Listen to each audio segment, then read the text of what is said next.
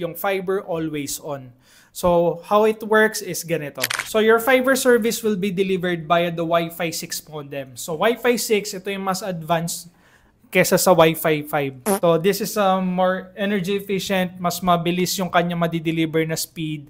Tapos, mas marami na rin yung ma-accommodate niya na device. Kapag yung modem mo ay namatay or na-disconnect for some reason, nag-red LOS, na ayaw nating lahat, automatically magko-connect ka dun sa LTE SIM card na nandun, which is unlimited din through the service. And then, ang kagandahan dito, once na mag-activate yung LTE service ng modem, automatic din na mag-create siya ng service request para mapuntahan ka ng technician sa bahay mo without ever contacting PLDT.